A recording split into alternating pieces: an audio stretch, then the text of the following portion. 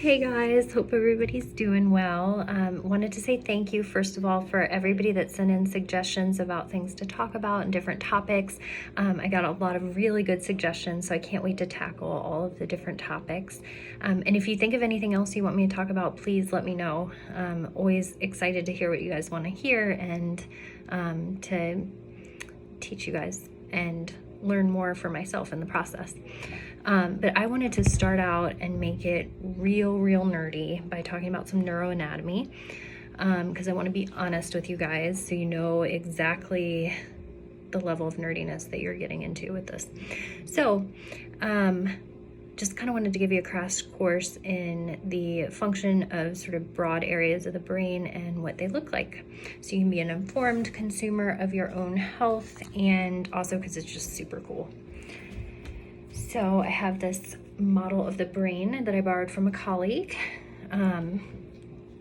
Hopefully nothing will fall off, but it's kind of about the right size, so you can see it would kind of fit in my head.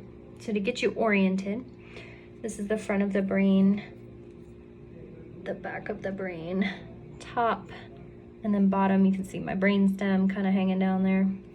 And then if I was to look at you face on, you'd see the front of the brain here, the brainstem hanging down. Oof, almost lost the cerebellum. Okay, there we go.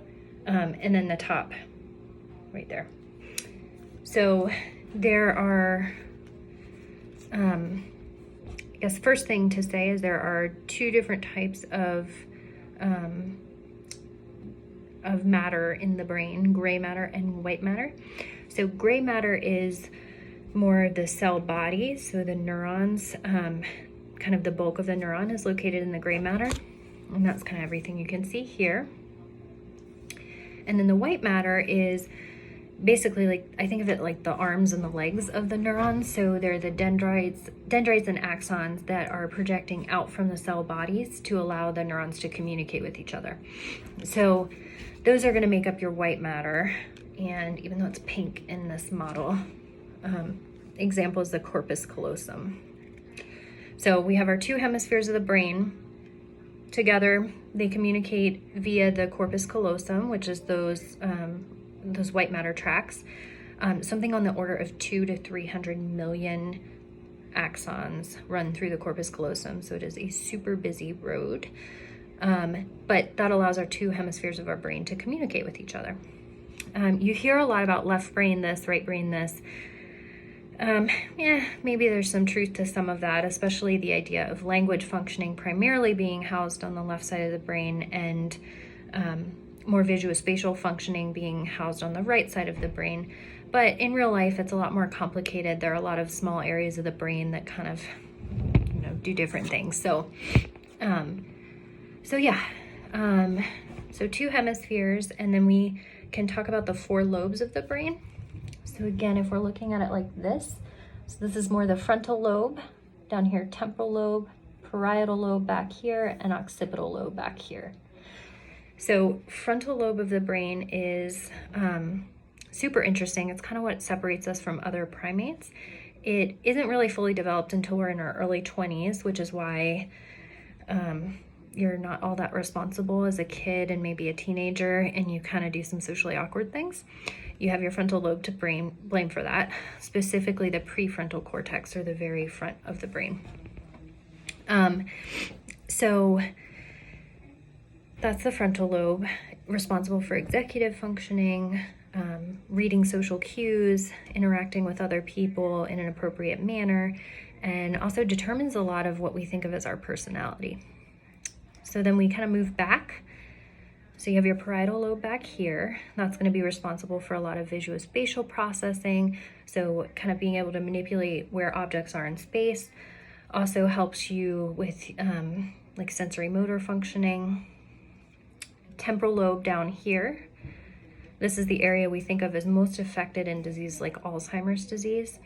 So it's important for auditory processing, for language and understanding language, also important for memory, especially, I just lost the cerebellum again, especially for understanding certain aspects of memory, especially for understanding memory. Deeper structures like the thalamus, hypothalamus that we'll talk about, kind of deep to the temporal lobe, are really important. And then back here, we have our occipital lobe. So this, sorry, my brain is like really falling apart.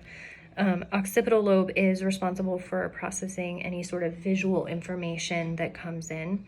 Interestingly enough, the occipital lobe lights up just the same when someone is having a true hallucination, so seeing that something that's not there, as it does when you see something that is actually there, so when you're actually visualizing something.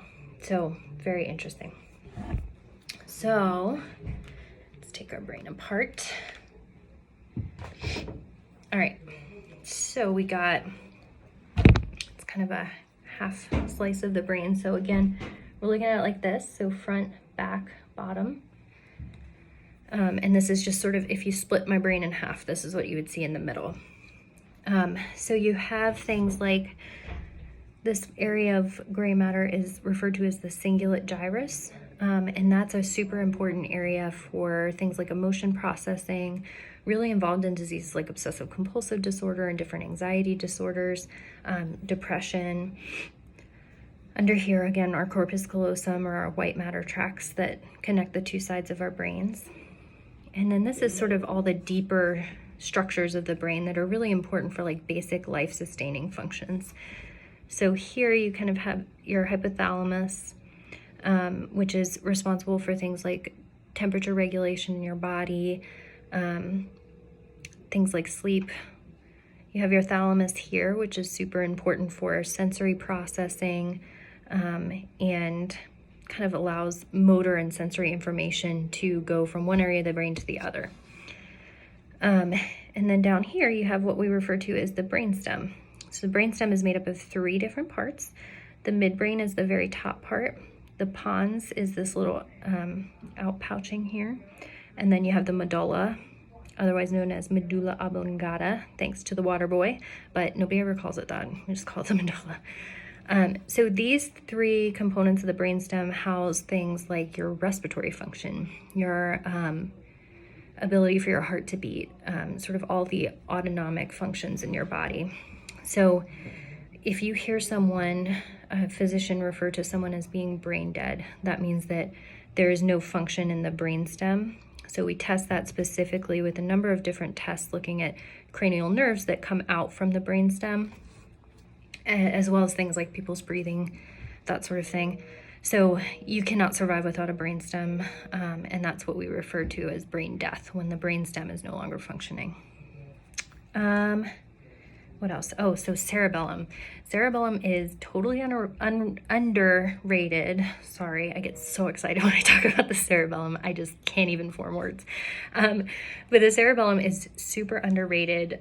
We kind of always get taught that it's an area of the brain that's responsible for like just motor function and proprioception. So proprioception being where your limbs are located in space, where your body is in space. If you think about it, when you say want to throw a ball and hit a target, you have to think about exactly how your arm is going to release.